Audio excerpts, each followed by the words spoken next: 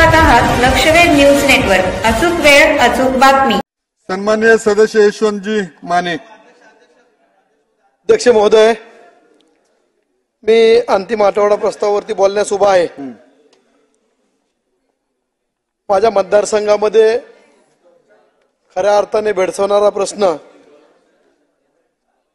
सर्व सदस्यांनी वेगवेगळ्या पद्धतीवरती भाषण केलेली आहेत। मी अर्थसंकल्पावरती काय बोलणार नाही, जे आहे ते अर्थसंकल्प चांगल्या प्रकारे मांडलेला आहे। परंतु 26 जानेवारी 2024 रोजी शासनाने मराठा समाजाच्या बाबतीत सगळे सोयऱ्याबाबत अधिसूचना जारी केली, परंतु पाठीमागील कालावधीपासून अजून कुठल्याही प्रकारे त्याच्यावरची तोडगा निघत नसल्यामुळे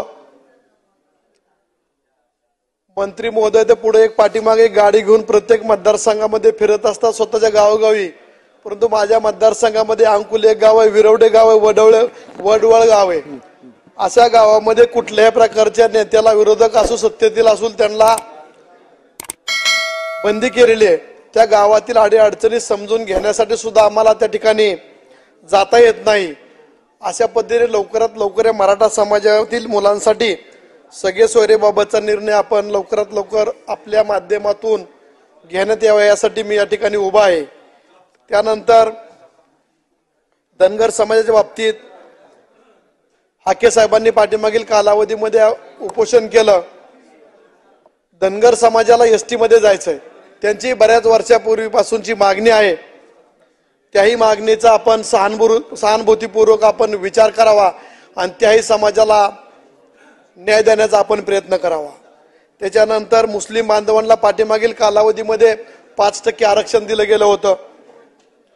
त्याही मुलांना वाटतं आपण शिक्षण घ्यावं, नोकरी करावी, उद्योजक बनावं, परंतु आर्थिक परिस्थिती नसल्या कारणाने लहान वयामध्येच कुठंतरी कोंबड्याचं गाडा टाकणे, अंड्याची गाडा टाकणे किंवा इतर किरकोळ गोष्टी करण्यासाठी मग्न असतात।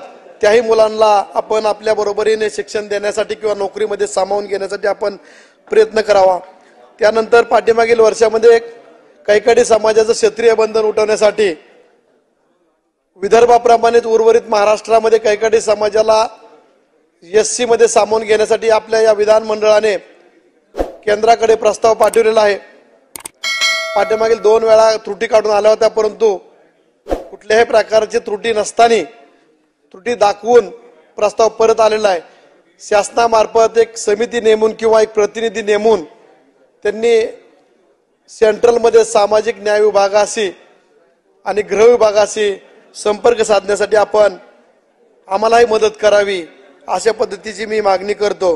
आणि येणाऱ्या कालावधीमध्ये आपण ह्या सर्व मराठा समाज असेल, धनगर समाज असेल, मुस्लिम समाज असेल, कैकाडी समाज ह्या सर्व समाजाच्या बाजूने आपण न्याय देण्यात यावा एवढीच विनंती करतो। मी थांबतो। तुम्ही पाहत राहा लक्षवेध न्यूज चॅनल। आमच्या लक्षवेध न्यूज नेटवर्क चॅनलला लाईक करा, सबस्क्राइब करा आणि शेअर करा।